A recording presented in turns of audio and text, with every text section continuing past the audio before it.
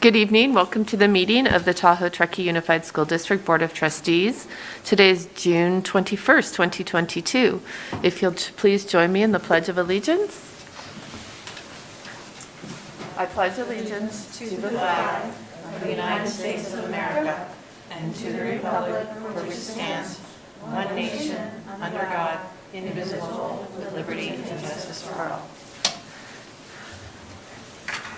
Thank you. The board did meet in closed session this evening. The board voted 5-0. Excuse me. I need the resolution. I'm not prepared. Sorry. Ms. Zapatini, do you have the resolution language? Right on. Yeah, she needs to see it. No, I'm sorry. I'm messing up. It's my fault. Right here. The board voted 5-0 to release and non-re-elect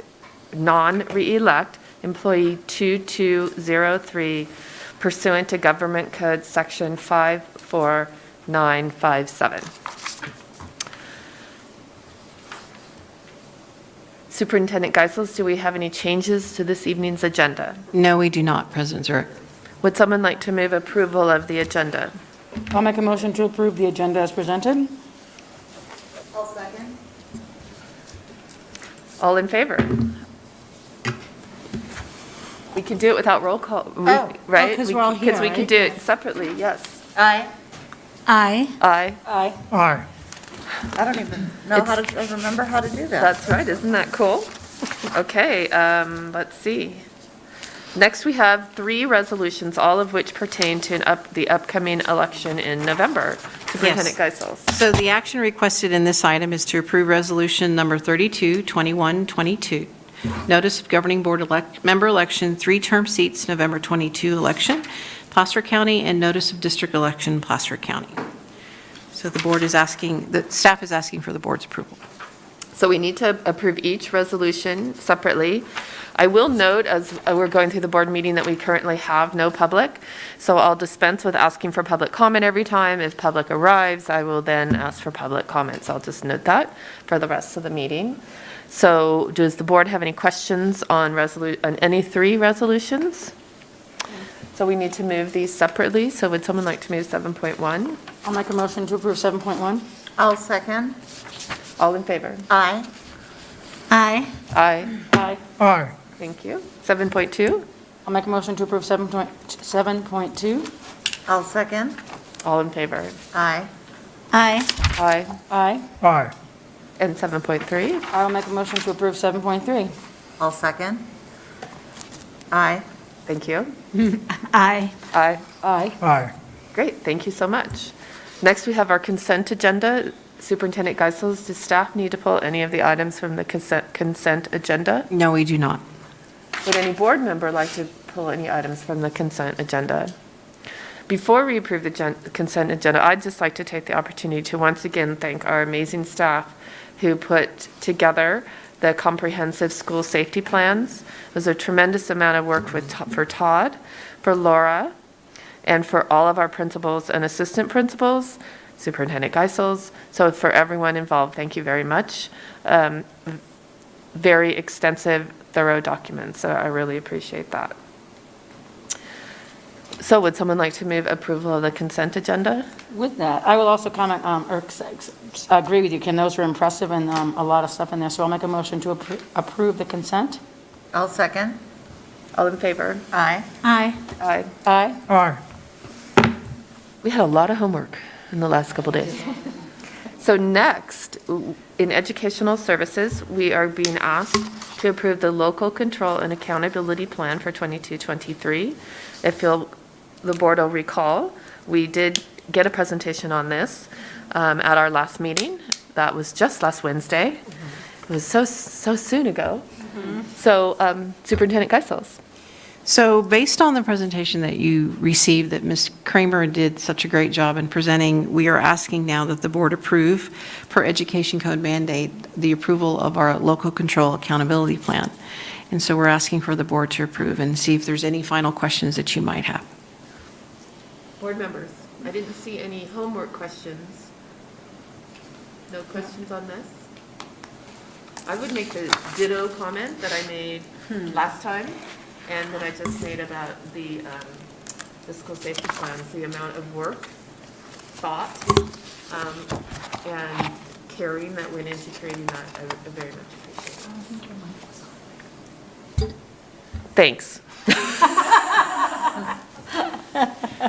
With that, With that, I will make a motion to approve the local control and accountability plan that was presented and agree that a lot of work. I'll second. all in favor? Aye. Aye. Aye. Aye. Aye. I'm out of practice. Thanks for keeping me going, Kirsten. Woo, it's over. You did it. Woohoo! Yes. So next we have a presentation on the Universal Pre-Kindergarten Planning and Implementation Grant Program. So as you know, that Universal Transitional Kindergarten will be in full implementation by the year 2026. So what Ms. Kramer is going to do this evening is present to you our plan on how to address that for the next coming years. Kirsten? Well, thank you, and I'm very excited to share this information with you. And I want to start by acknowledging that this was a collaborative effort. Superintendent Carmen Geisels, Tara House, Cindy Maciel, Todd Rivera, Jenny DeWald, Joan Zapatini, and Jeff Santos all gave lots of input into that final plan that you received. And so tonight what we're going to do, I get to use it, is we'll just go over the new law briefly, why we're having this conversation, what our plan is right now, and then what we anticipate our future needs will be based on this. And so basically what California has done is recognize the importance of early childhood, and so they put in place this transitional plan that all 4-year-olds by 25-26 school year will be able to be enrolled in a transitional kindergarten program. So very exciting and ambitious timeline from the state. And what you'll notice in this chart is that they do phase in for us. So this current school year, and for our school district, the last several school years, we've used that first column date, that anyone that turned 5 between September 2nd and December 2nd was able to enroll in our TK program. For next school year, the 22-23 school year, we're extending that to February 2nd. And then for the next school year, it goes all the way to April 2nd, June 2nd, and then finally, as long as you're turning 4 by September 1. The other change is that staffing ratio. So now we are going to be required to have a staffing ratio of 1 adult to the 12 students. And then in the the 23-24 school year, it goes down to 1 adult to the 10 students. So that's a change for us. We've been doing transitional kindergarten classrooms very successfully. We have just used our contract limit as our cap. And been thoughtful about that. So it's exciting that we will be able to have more personnel in the classroom with those early learners. I just put this in because when Todd talks about facilities in just a little bit, it's important to know that what the law says about what a school day is. As we roll this out and move forward and continue to add more classrooms of TK, we may run into facilities issues. So this just means we could run an AM/PM program if we wanted to, if that was what was best, based on their length of the school day requirements. Something else that the state requires is training for our staff in early childhood. We know the needs of our 4- and 5-year-olds are different than 6- and 7-year-olds, and the state's vision is to have this be not just an academic program, but very developmentally appropriate for the students. And so there is a training requirement.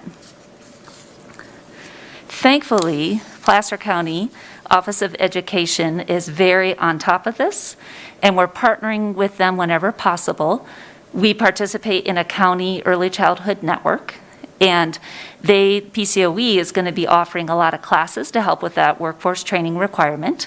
They have some scheduled for August already that they're recruiting for participants. And we are in a great place, in my personal opinion, just because we have been offering TK.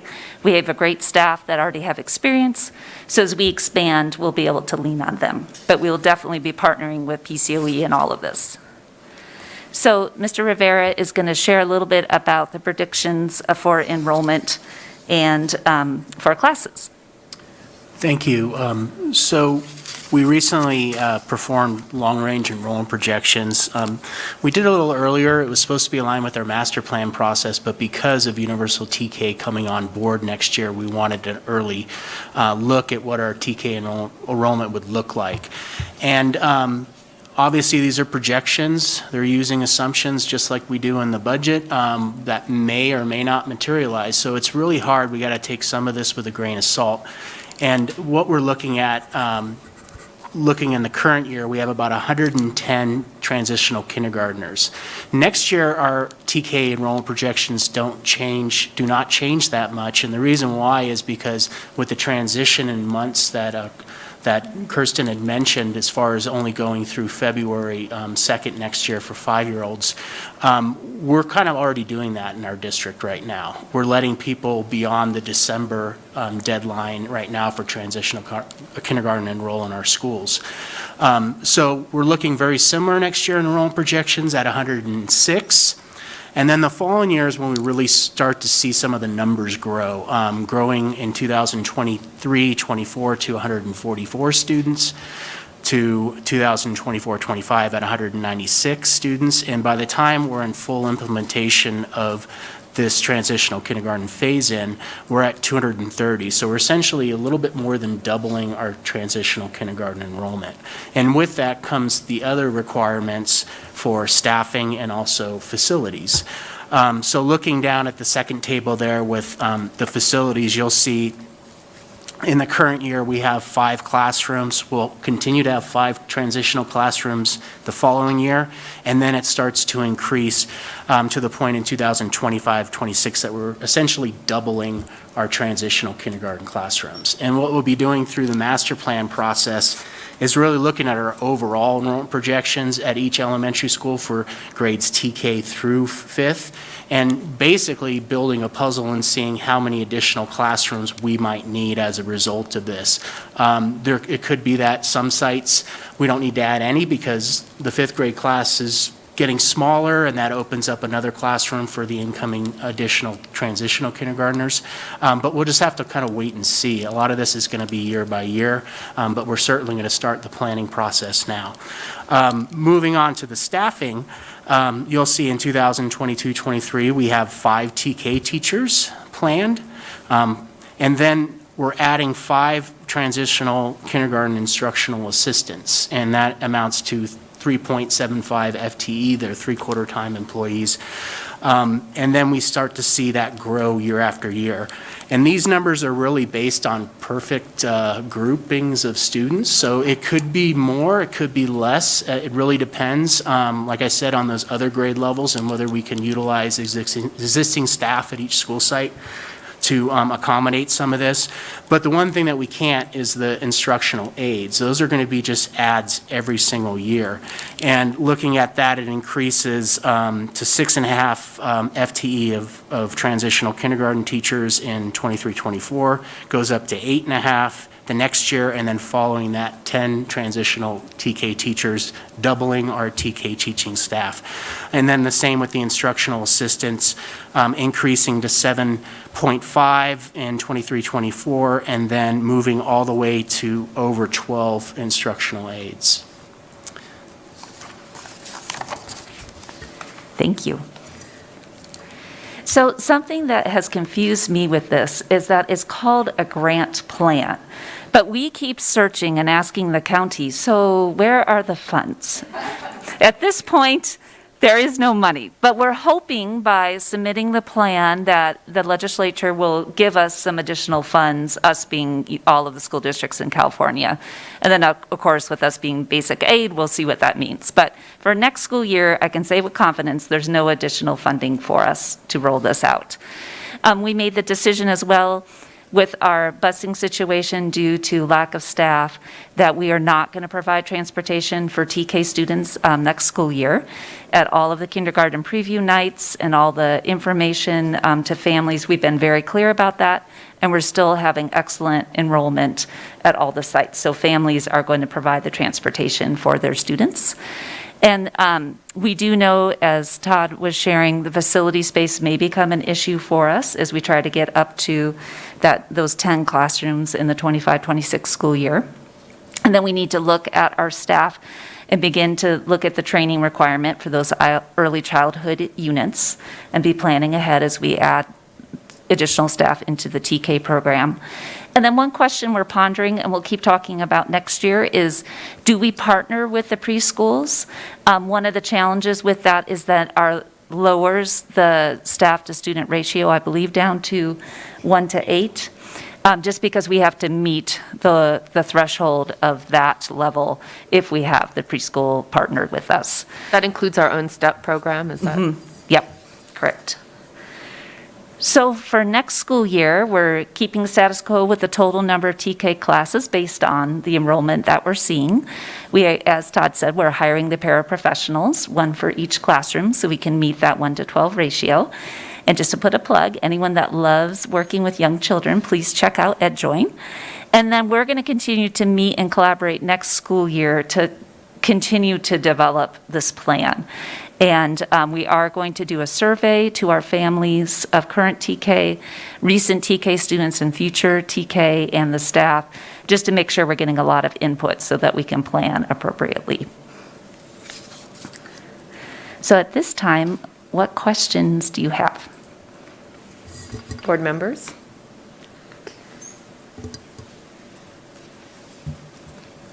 I'm just wondering, it seems like we're going to have to hire quite a bit.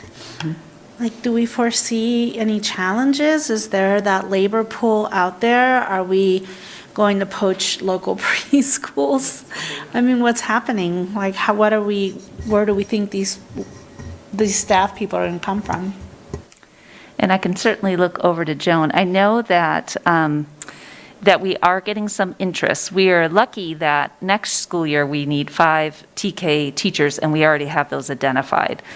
Some sites we've been able to adjust personnel based on enrollment at other grade levels and proper credentialing. Some people have gone down to TK for next school year, so we're able internally to make some adjustments. I know there's been some interest in some of the TK positions. Joan, would you like to? So the good news is that if somebody has a multiple subject credential, we can take up to a year or 2 years to get them up and going. The credentialing for TK really is in the Department of Education. It's not CTC. It's really an odd thing. So we're required by the Department of Education for them to either have an early childhood credential or number of units. So we have time when we hire people. Usually multiple subject, we do really well with hiring. I don't generally have a problem getting that. And whether preschool teachers have their multiple subject, I don't know that, because it's going to be a time where preschool won't be preschool anymore and there'll be people looking for work, but that most certainly may be an area we can support and help people. What about on the aides? That's probably going to be the more, thank you, Kim, that is the more difficult, because right now we're being really successful getting aides, and part of where our success is from our own graduates. We're having a number of our own graduates who are stepping in to do those. I guess they like the little kids, those aides, but that will be a challenging part of having to add. Chris, other questions? No, thank you. Dee Dee? I was two things. One of them was that could we do a CTE class pathway for the teachers, whatever. And then the other one is our Sierra College. Are we working with them and trying to streamline the educational piece and then bringing them back into our schools? We're doing that. We also have an agreement with PCOE. They do get grants to be able to help a lot of our classified people get their credentials. And so we've partnered with them, I'm going to have to say 4 or 5 years now, and we continue to be able to have that path also. Now, now I know we were working on Kelly's replacement for communication. Is that something that we can communicate okay, that's awesome. And I do know that, just thinking of the preschools, I know that I'm in that, so that I know some of them are interested in partnering, for sure, but then the other thought is too, like, some of those people that are there could definitely look for a job, and to step into a more secure job is nice as well, and then the afternoon option, some of the preschools only work in the morning, so then they'd have afternoons to work, so interesting. But thank you. Yeah, in that collaboration group, there's definitely interest in exploring the CTE pathway idea with our STEP program. So there's a lot of excitement and interest in figuring this out and how to get successful and qualified candidates. I still think, the whole medical CTE that we have and putting the educational part into that one would be an awesome entity. I like that. Galen, any questions? I have two. First one for Todd. The kindergarten classes need special configuration like restrooms, and I imagine TKs have the same thing. Is that going to be a problem for us, or can we keep up with it?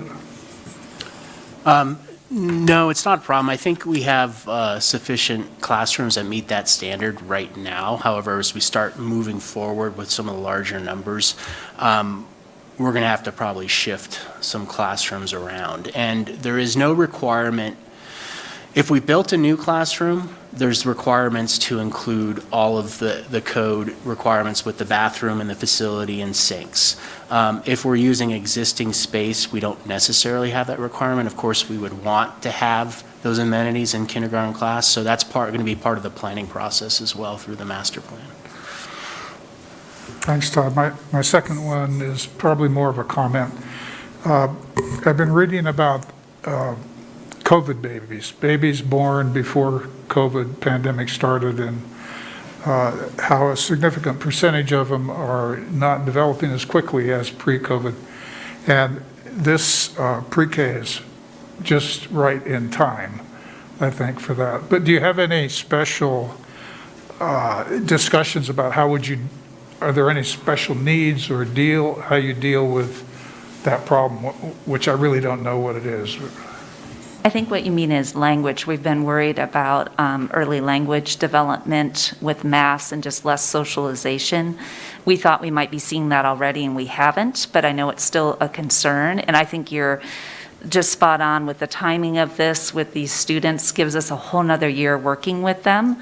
And so through all this training with PCOE and training of our own team, we'll make sure that we're ready to meet those students' needs. And our great preschool special ed program we already have in the district will help be able to screen students and identify anyone that needs additional support at that tier 3 intensive level. But the timing is really good.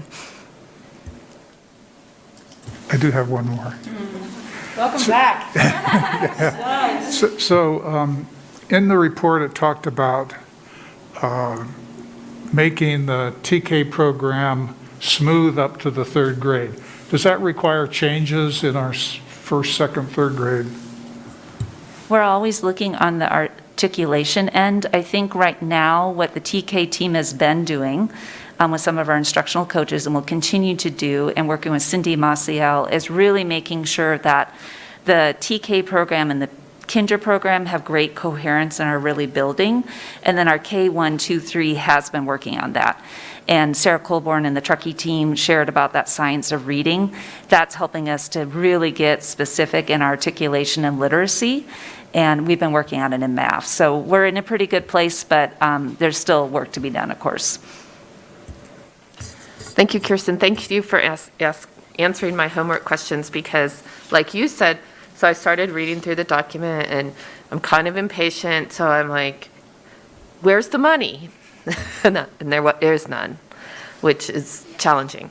And then I guess you sort of addressed my second question that I didn't ask in the homework is, what is our uptake? I'm trying to put myself way back when I had littles and how I would feel about my 4-year-old starting kindergarten.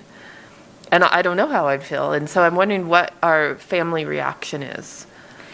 So far, they've been very interested and want to enroll. My experience prior, we've had the TK is, I always have families trying to enroll their child. So even if they're past the dates that we were talking about, they would call and say, I have a February birthday or in April, can we please join TK? So it seems generally that the parent community is very interested in having a pre-K experience in the traditional public school setting, but we will do that survey so that we can dive deep into what their thinking is. What are they looking for in a program?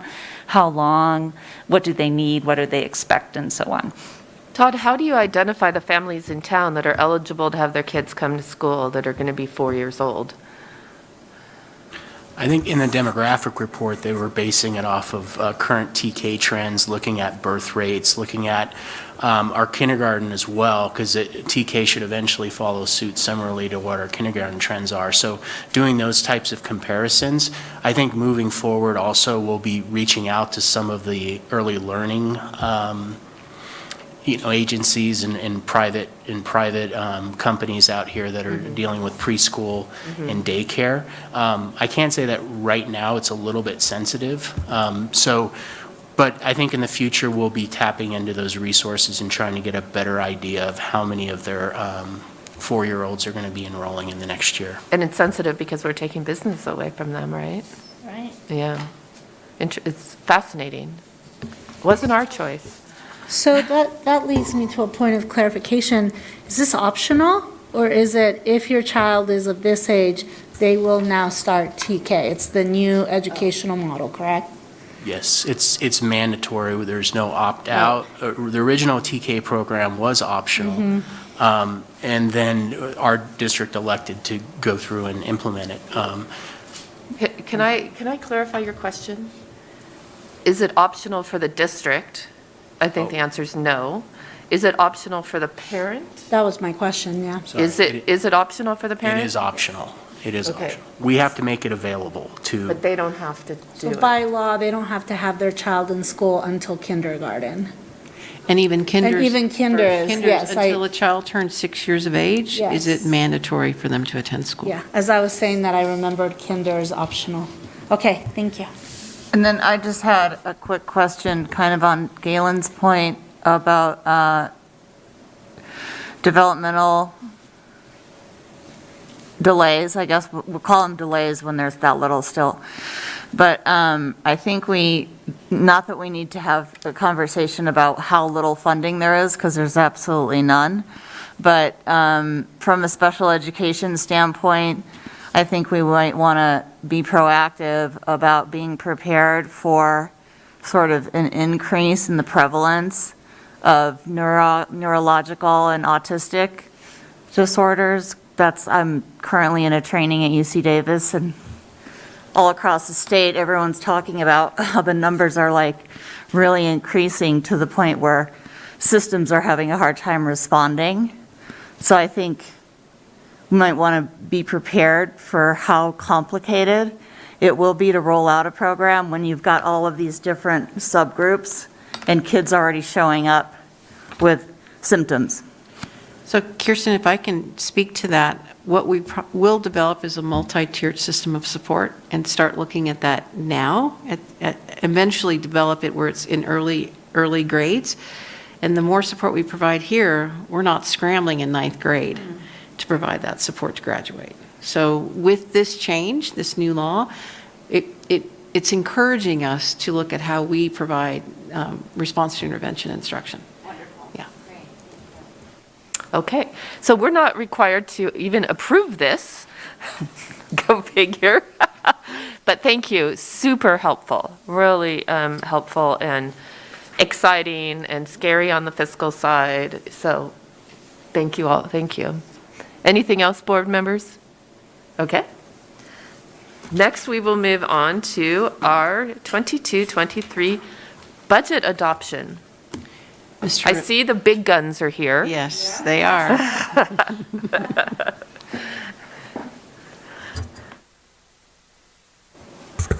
right, thank you. Part of me wants to begin this presentation with a sigh. Seems like it's been, I can't believe we're in 2022-23 already, and ending 21-22, which is the longest, fastest year I've ever experienced.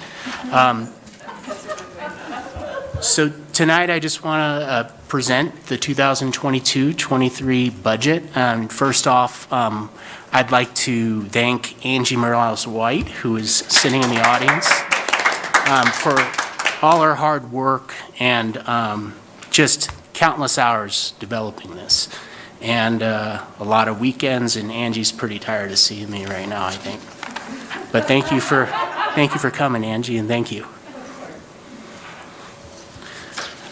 All right, so this is just a snapshot of our budget reporting process. We're always looking at 3 fiscal years. We're moving towards the budget adoption for 22-23 this year. And then soon we'll be bringing the unaudited actuals for the current fiscal year to you. And then we start the whole audit process once again, and then we start doing our interim reporting for 22-23. And then we'll finish the year off next year with the 23-24 budget.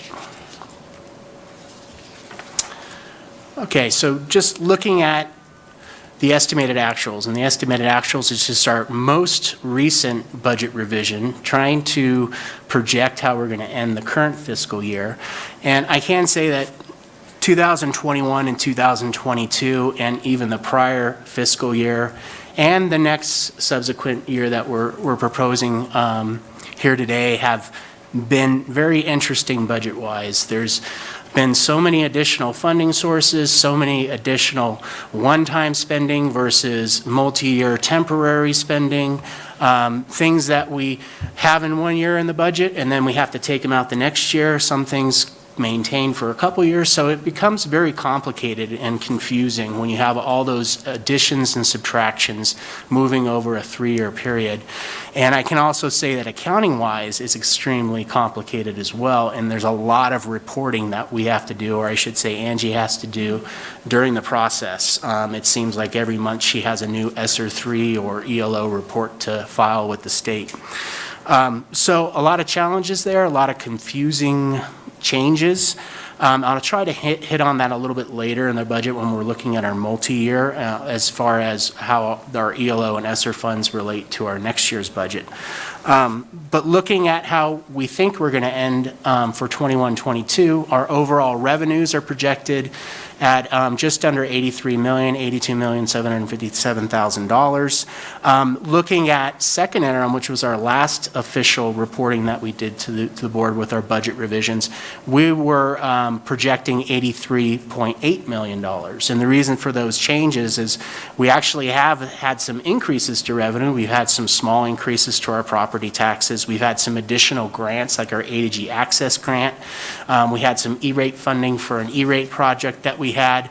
But really the reduction that you're seeing there is a result of all of our unspent Title I, Title II funds, our unspent ELO and ESSER 3 funds that originally were budgeted, but we didn't spend it all. And with those particular fund sources, if you don't spend them, you can't recognize the revenue associated with them. We still have the money. The money will move on to next year. So looking at the expenditures, we're looking at about just under $80.4 million in total expenditures. Our second interim, we were projecting about $82.7 million. So again, a reduction there from our second interim report. Again, some of that's associated with our ESSER and ELO savings that will be moving forward as carryover to 22-23. Also, just some general reductions in spending for site and departments, local donations that weren't spent. Again, those will be carried forward next year. And then a big one was a decrease to our contributions for food service, because with our Meals for All that we've been having with the waivers from the federal government this year, we've had a lot of participation, which is translated into a lot more revenue. So that was a nice thing to see as our decrease there.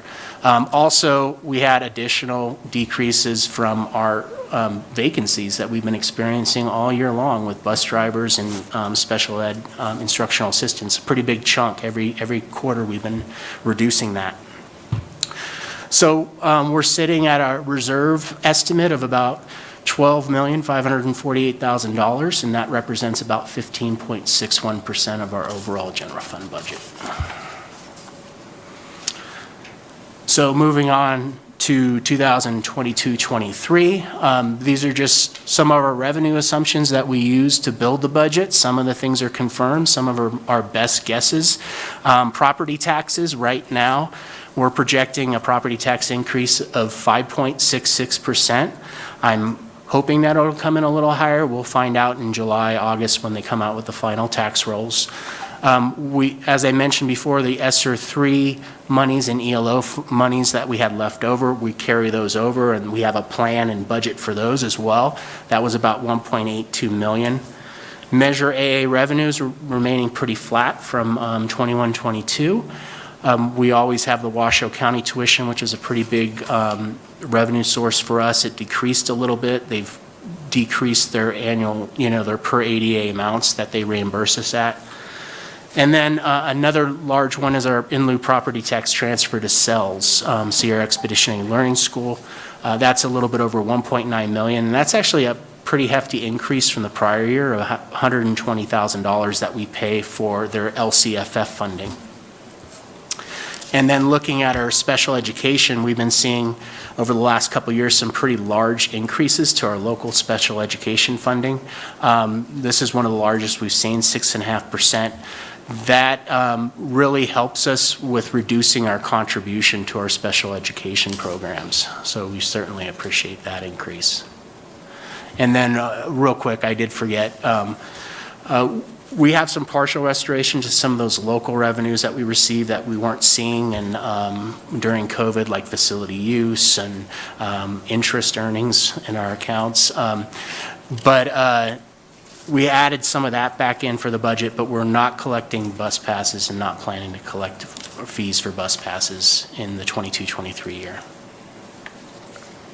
So our major expenditure assumptions, step-in column is always a big cost for the district every year for both classified and certificated staff. Usually on average, it's about 1.8, 1.9% for certificated, about 2.2 to 2.4 for classified staff. And that's just them moving up the step-in columns on the salary schedule. And we have a good portion of people that do move on an annual basis. In the value of that is step-in column increases about $490,000 for certificated staff and $208,000 for the classified. STRS employer contribution rates, we are seeing what is advertised as the final increase to our STRS contribution rate at 19.1%. However, legislature still has the right to increase that by 1% every year if they choose to do so, and they generally release those rates towards the end of the fiscal year. So we'll see if that gets maintained or not. Same thing with PERS. Annually, they set the rates. They had proposed a plan outlook that PERS would reach up to 27% over the next couple years. This year's rate is an increase from prior year, and it's at 25.37%. And that is, those percentages are of salary. So if you have someone making $100,000, 25.37, the district pays over $25,000 in PERS contributions for that employee, just to put it in some perspective. We saw a slight decrease to our workers' comp. That's always good, less injuries. Chromebook replacement, that's gone up over the years because we've expanded our Chromebooks for students. So we're averaging about $309,000 a year for that replacement cost. We also have some security camera installation. We purchased cameras in 21-22 to replace the existing security cameras that are no longer being supported. And next year we'll be installing those. And then we had to put back all those vacancy savings that we realized in 21-22 back into the budget, and that was over $1.2 million, so pretty significant. Because we want those people. Exactly. Can't work without them, so it's been difficult not having them here. ELO plan, over $1.85 million in expenditures of some temp, some not temp. So looking at the new budget items, these were things that weren't anticipated originally in the past multi-year projections, but based on the needs of the district, we did add these 5.7 teachers to accommodate enrollment growth and class sizes. We have some temporary increases to special ed of the visually impaired departments and also RSP. And then we have added a .34 increase for an administrator intern at Truckee High Support, just to lend a little bit more support for the administration there with their enrollment increases. We're adding a principal that's going to be split between Tahoe Lake and Kings Beach Elementary. And then we have some temporary counselors. One is funded from a site's Title I monies, and then the other one is funded temporarily from the A to G grant. Same thing with the Career Center, that's also being funded. Career Center Tech, 1.0 FT is being funded by A to G. And then on an ongoing basis, we are adding a .875 school secretary at Alder Creek. They've not had the full support of administratively that they've needed in the past, so we did make that add. And then also an additional credential technician to support human resources. And then the other transitional kindergarten instructional aids, 3.75, and that equates to actually 5 people. Todd, the ACMS admin, is that based on enrollment at the school and our ratios Yes. related to enrollment? Thank you. So looking at the overall revenue comparison, you'll see we always compare to estimated actuals in the original budget with the next year's proposed budget. We'll see some pretty significant increases to our property taxes, state aid, and EPA. It's all property taxes. $2.9 million represents our increase in property taxes along with some other adjustments. That's that 5.66%. Moving on to just the federal revenue changes, there was a lot of ins and outs, additions and subtractions, reductions in ELO, increases in ESSER. So it's a lot of back and forth, but most of that is accounted for. The additional $268,000 that we have budgeted next year is really carryover from title programs and also the ELO grants. And then moving on to state revenue, we're going down or decreasing by almost $1.9 million. And really that represents decreases in things from like the one-time A to G grant that we received in 21-22. Also, another big one is the educator effectiveness grant that we received in 21-22. That was $1.5 million. That was one time. We took it out of the budget in 22-23. And then looking on to state revenue, or excuse me, local revenue, decrease of 209. That's just changes in local donations, increases to our special ed funding, but then decreases in other areas. So overall, we're looking at a $1,116,000 increase to our overall revenues for next year. And that's just a snapshot that you've seen before, showing that majority of our revenues are generated from our property taxes, 75%. Looking on to expenditures, overall $83.1 million in expenditures. The differences between next year and our 21-22 estimated actuals are shown that there, the variance. Our certificated salaries are increasing by just under $92,000 overall. And you might ask, well, we just added all the staffing, how come it's not higher than that? It's because in 21-22, we had a lot of one-time staffing that has been removed in 22-23. Also, we had the one-time payments that we paid out to all certificated staff for $1,500 each based on the additional workload of COVID. And that comes out next year in 21-22. So those are some of the big changes. So the increases were offset essentially by some of those one-times that we pulled out. Classified salaries is going up by almost $1.5 million. Obviously, a big portion of that is just putting back in those vacancy savings that we had. So that was over $1.2 million of that number.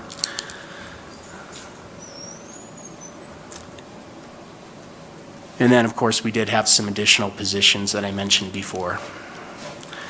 So moving on to materials and supplies, an increase of almost $800,000. Most of that's related to carryover from the title programs, also donations that we didn't spend this year, and the A to G grant.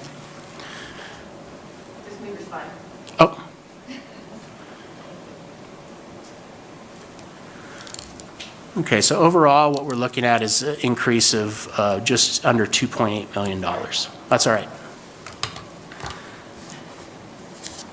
Any questions at all on expenditures? A lot of this detail is outlined in our, the detail in the narrative in the budget document. Todd, I have a question. The STRS and PERS, did the rate increase from last year to this year on either of those? How much was that? Yes, it did. So the overall increase, the percentage increase was, I believe, 2.18% for STRS, and PERS, I want to say, was 2.45%. So what that equates to in dollar amounts is we saw an increase to our CalPERS of just under $350,000 and an increase to our STRS of $717,000. And one other question, the COPS contribution, is that accumulating or does it go back each year? No, we put it in the budget each year, and if we don't use it, and usually we'll know if we need it by mid-year, we pull that out. So we did that at second interim, we took it out of the budget. But it is something that we account for in the budget at the beginning of the year.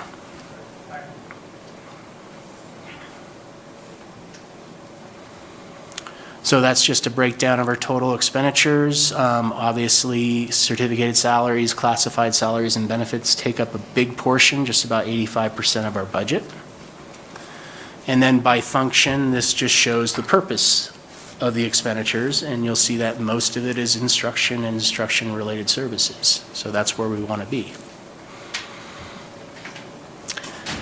And this is just a snapshot of our Measure AA allocations and/or budget for the 2022-23 fiscal year. At the elementary level, we have for staffing about 9.5 extracurricular FTE teachers, 2.3 FTE for science enrichment, about a 0.7 for librarians, and then 3.9 counselors. So that overall, the value of that is $2,077,000. And then moving on to the other stuff, the things, the materials and supplies, we have about $355,000 in allocations, bringing the elementary total to just a little over 2.4 million. And then middle and high school is similar, 1.2 FTE for class size reduction, 6.8 FTE for academic enhancement, 2.6 librarians, and 1.3 counselors, and that total is just a little bit over, just a little under actually $2.8 million. And then the things, the materials and supplies, is about $523,812. So looking at our district-wide allocations, we do fund some technology staff, 1.4 FTE of technology. Also, one of our nurses is funded by Measure A.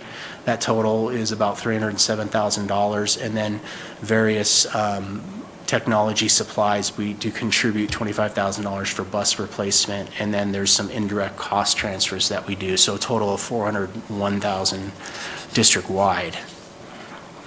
And just to remind everyone, when it comes to our Measure A programs and allocations, we do not collect enough in parcel taxes to fully fund this as it's budgeted, so we do make a pretty substantial contribution towards Measure A.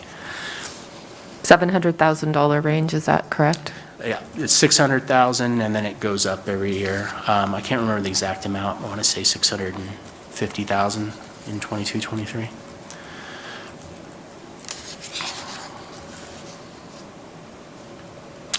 All right, looking at our fund balances, we expect that we'll have a positive increase to our fund balance, meaning that our revenues will exceed our expenditures in 22-23 as budgeted, and that does not include, obviously, a lot of things and a lot of changes that will probably occur throughout the year. But we'll see an increase to our reserve to $13.4 million, which represents about 16.1%. for our reserve percentage. And then looking at our multi-year, we still are conservative with our property taxes when we're looking at the out years, 3.25% in 2023, 24, and then 2.75% in 24, 25. And a lot of that is, we just don't know. We don't know what the property values are going to do. We don't know what the market's going to do. We don't know if there'll be an economic downturn, which could affect our market, and when that'll happen. So we try to remain conservative in the out years just so that we're covered and for planning purposes. And then as far as our increases to our charter school and lieu payments, we will see annual increases of that. And a lot of that is a result of the state budget. The state has established some estimated COLAs for LCFF districts, so that directly affects Sierra Expeditionary Learning. So we'll see an increase of $103,000 in 23-24 and $81,000 in 24-25. I am expecting that we'll reintroduce bus pass revenue in 2023-24, but that's not a done deal, but it is built into the multi-year projection. We don't expect to get any more one-time funding in the out years. COLA increases, for really all that impacts us on is really our local special ed funding. There's some pretty big Department of Finance numbers that are being thrown out there and recommended for us to use in our multi-year projection, so we'll just have to keep close in monitoring those values. Those are a lot higher than we normally see, the 5.38% and 4%. Before you move from that slide, what part did you say affects cells? That is the increase to charter school in lieu. So as Yeah. a sponsoring agency for Sierra Expeditionary Learning, Yeah. we basically pay them the base grant amounts of their LCFF funding. So anytime when we're looking at increases to LCFF, when the state has in their LCFF model that we're going to apply a 5% COLA next year to their LCFF base grant, that basically translates to a 5% increase in what we provide Okay, as an thank you for in lieu. clarifying. And they have some pretty large COLA increases planned out for the next few years. Now, whether that materializes or not is the question. Right, But for planning, we use those numbers. thank you for clarifying that for me. And then expenditures, so we do not include salary increases. We don't include additional staffing unless we know about it. We have included additional TK staffing in the multi-year projection. However, I would say, it's optimistic. I think it could be a little bit higher on the TK staffing. We'll have to wait to see how the numbers roll in and how the students enroll. Step and column, we're using 1.8% for certificated, 2.2% for classified. And then the contributions for CalSTRS and PERS, we're having it remain fast at 19.10 for CalSTRS. And then CalPERS, actually their most recent projections are showing a slight decrease in the out years in the contribution. We've never seen that. We have included that in the multi-year projection. However, that's one thing I'm a little cautious about, just because a year ago they were showing that we'd be paying 28% in 25, 26. So they always have the ability to increase according to how their investment returns come in. And they've had some good years over the last year and a half during COVID, which I think is what's led to those reductions. But if it changes, it could change the opposite way. So. We're also planning on adding at least one FTE TOSA in 23-24, and then a good portion of our ELO and ESSER 3 temporary staffing will be removed in 23-24 as well. And, there's the contributions to Measure A I talked about, $639,000 in 23-24 and almost $700 the next year. So this matrix that I put together, because of all the confusion on one-time staffing and temporary staffing, I wanted to put something together just to show the outlook of some of the programs and staff that we've implemented or added over the last couple years. And a lot of that transferred over to the 22-23 budget. However, some of that will not continue beyond. Some of these programs and staffing we've elected as a district to maintain, not all of it, however. So what this, and I did give you a chart just to look at it a little closer, but what this chart shows is the current amount or cost of each of these budget items, whether it's staff or programmatic, and then the 2022-23 funding source where we currently have that funded. And you'll see that most of it is ELO ESSER, right? There's a couple at the bottom that are the A to G grant. And then what I wanted to show here is if it's not included in the following year, 23-24, then you'll see that X there. So if I've removed that value out of our multi-year budget in the 23-24 year, you'll see an X. If the district's planning on continuing to fund that position, but from a different source, then you'll see that funding source in there. So for example, the 2.0 FTE TOSAs in 22-23 and also in 21-22, we've been able to offset that cost with ELO and ESSER funds. In 23-24, we're going to continue to have those positions. However, we're going to be moving that to the unrestricted general fund. And similar to all the other programs, there is some that we will be maintaining. Summer programs will be maintaining indefinitely. Those TOSA coaches will be continuing on. Summer programs, we're looking at different ways to fund that. We used to fund that with the general fund. However, we've been funding it with ELO, ESSER for the last 2 years, and moving forward, the plan is to continue to fund those with either Title I or the Expanded Learning Opportunity Program. So moving through that, I guess I would just give you time and see if you have any questions on these specific positions.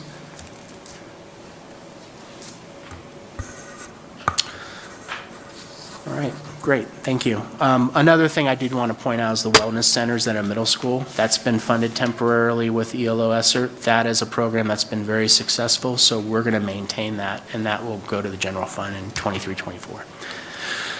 Okay. So our universal transitional kindergarten, so I made my best efforts to try to project like what I thought the costs might be. Like I said, this might be a little optimistic. We don't know how the numbers are going to come in, but we already talked a little bit during the TK plan of what the additional staffing needs would be, classroom needs, et cetera, based on the enrollment projections that we currently have. So based on those numbers and the additional staffing that I'm assuming here, in 2022-23, the only thing we had to add was the instructional assistants. So 3.75 FTE of instructional assistants amounted to about $155,000. So that was added to the 22-23 budget. Moving on forward in our multi-year projection, looking at the additional staffing of 1.5 certificated staff, another, and this is additive, by the way, so this is every year we're adding this in addition to what we added the prior year. So do you have a question? No, I'm glad you said that. So it's, in 23-24, it's 154 plus 241. Exactly. So looking at 23-24, our estimated added staffing costs would be an additional $242,000 almost. Again, 24-25, another $307,727,000, and then by full implementation, an additional $221,000. So additively, we're looking at through current, or 22-23 through full implementation, about $925,000 in added staffing cost. Any questions on TK? Unfunded public policy. Yes. Okay, so how does that work? So say, because right now there's no money coming, right? Or no money in the books from the powers that be to help us implement this, correct? So what happens if there never is, but we are mandated to do it? Where does that money come from? We absorb it through our unrestricted general fund. Yeah, we absorb General that within our unrestricted general fund, and that's what I have in our multi-year projection, assuming we're not getting funding for it, that we have to cover the full cost of this. So, yes, it is a big add, and it could be more, it could be a lot more than this. Right. depending on what the numbers come in at. So looking at the multi-year fund balances, we're looking at annual increases to our fund balance, and that's with increased revenues. So looking at 16.1% reserve in 22-23, that would increase to 17.5% in the next year, and then in 24-25 having nearly a 20% reserve. And that's obviously assuming there's no increases to salary, no increases to staffing. So that's as is, and we know that that scenario is not going to happen. So,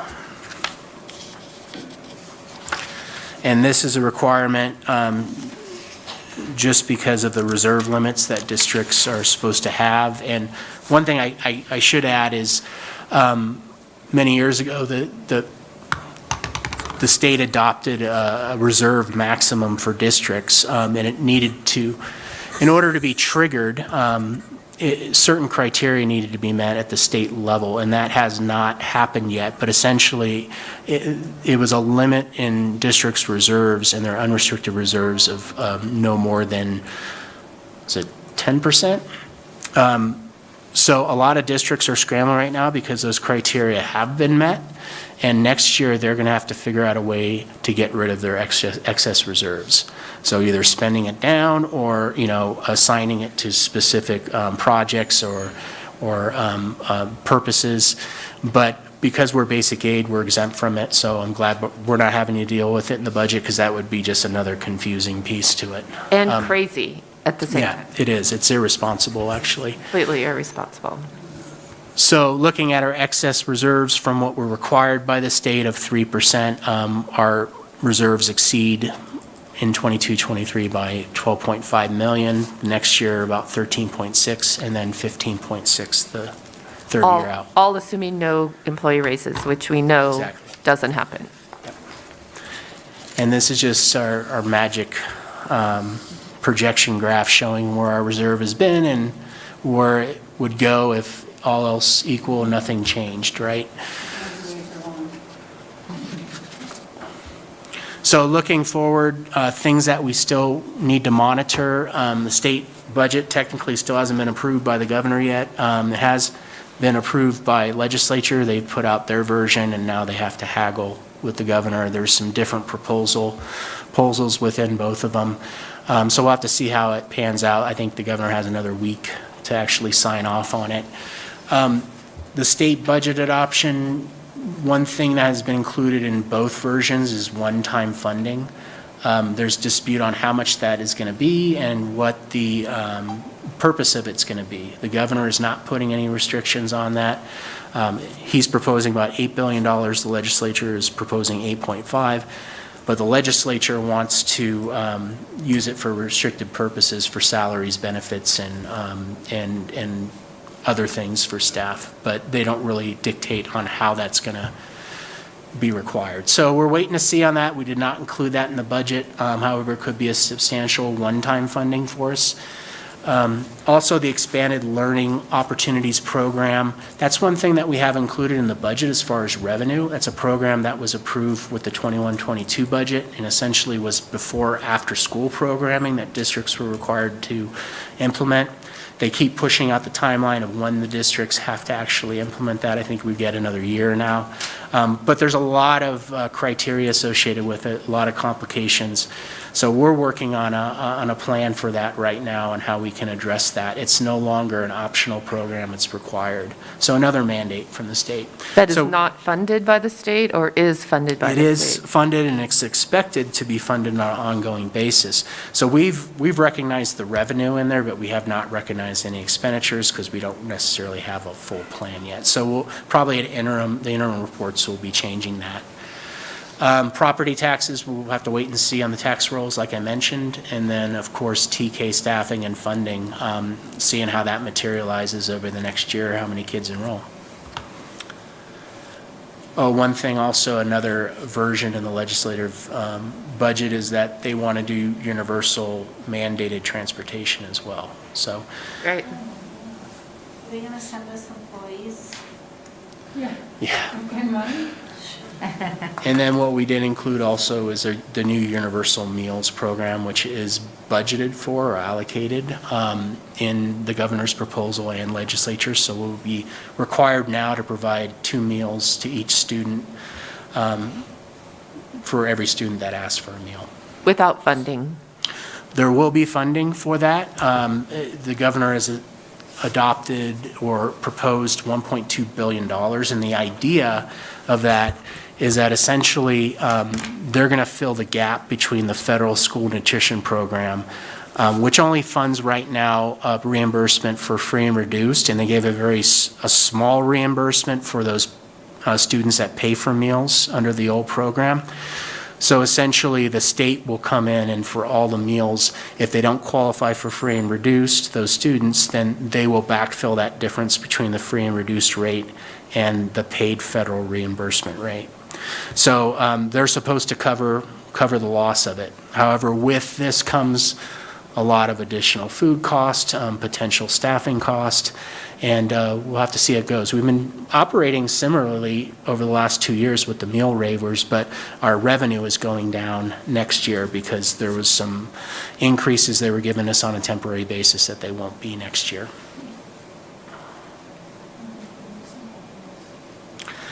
Questions? Well, can I start? Yeah, please. You usually cover most of my questions anyway. So, and thanks for letting us jump in, Todd, and thanks for letting me wave my arm when you had the right slide up there. So that's embarrassing. So I was trying to, as you were talking and as I was reviewing, to, as you mentioned, try to discern what is really happening on an ongoing basis in the 22-23 budget in big numbers. And I think the important thing is we hear a lot about the budget on the state level, and they're talking about the LCFF funding, which they've come up with a 6.56 increase, and then maybe some one-time up to 10, you hear this 10% number. That's not us. We are a basic aid district. We actually get, $21 million more than we would if we were under the LCFF formula, so we're glad we're not. But I think we want to look at on an ongoing basis annually is our main source of ongoing revenue is property tax, as far as big changes. And the way I did the math, we are going to be $2,941,000 higher than the estimated actual. Because we know the estimated actual is a better number, because we don't have the July or August from the counties. So that's a $3 million increase. And this is a question, so correct me, but I'm going to go through my little back of the envelope math. $3 million more in revenue for 22-23 ongoing. Roughly, very basically. Then we add step and column, which, as you said, is pay increases for our employees. That's part of either having another year of experience or additional education. And so, but that's real pay increases, and so it costs us real money. So for our classified employees, $208,000. For our certificated, $496,000. $500,000 in round numbers. I think I got that right. STRS, which is primarily our certificated folks' retirement, is going up $717,000. PERS is primarily our classified employees' retirement, not all, is going up $346,000. And Universal TK, this just incrementally is going up $155,000 because we already increased it for 21-22. We know it's going to be $1 million by the time we get, probably more than $1 million because we don't have any pay increases in there. So when I did the math on that, really we're looking at a net increase after these kind of automatic things that we don't have a lot of discretion over of $1 million. Does that sound right to you? Well, I look at, everything as a whole, like you mentioned, the step and column increases for both classified and certificated staff. The CalPERS and STIRS increases in itself was $1 million. And then looking at the additional cost for TK, 155. And then universal meals is the big question mark, because I think it will have additional cost. If we compare it to estimated actuals, our contribution went down significantly because of the additional revenues that we received last year. But as I mentioned, our revenues are going to be decreased because they're lowering the amount that we get reimbursed. So I'm estimating that the change there is costing us about $250,000. Okay. And then, just looking at, the bus passes, everything else. So we're looking at, I would say, over $2 million in just like those on the automatic increases that we experience. That will be an ongoing increase. Right. So, that's kind of a common occurrence for us. We're only basing it off of 5.66% revenue, which is about that $3 million that you talk about, but we already have $2 million that's spoken for essentially. Right. So always looking at 60% of that is taken up before we even, see it, so. Right. So I think that's super important because there's this, I think, a misperception that, there's all this extra revenue. So it's all available for spending on X, which, oftentimes is, we like to compensate our people as much as we possibly can. That's been this board's policy since I've been on the board. And yet we have to contend with all these other, like, on the automatic increases that are actually cash outflow. And we have to balance that with cash inflow, because the last thing we ever want to do is lay somebody off because we haven't planned properly. So anyway, that was my back of the envelope math on this. It's kind of depressing. I'm sorry, you guys. And there's no way on earth PERS rates are going down. I agree with you. It's not happening. And I might have been too optimistic in the multi-year projection. I'm sure those will change after the year comes out. But, even looking at a non-basic aid district, an LCFF district, many of them are budgeting that 6.56%. Everyone's pretty certain they'll see that. And then the governor had proposed an additional $2.1 billion, which amounts to another 3% almost. So they're looking at a potential 10%. Some of the legislature's proposals for the budget have the LCFF at 16% that they want to do for the base grants. But a lot of districts are assuming they're going to see that 10% mark. But even for them, it doesn't mean they still have the step and column. Things. They still have inflation and all these additional costs that they're experiencing as well. Yeah, the increase, we didn't even talk about how much more it's going to cost to run buses because of the gas prices. So, and I've heard over my life, that's just your problem, board.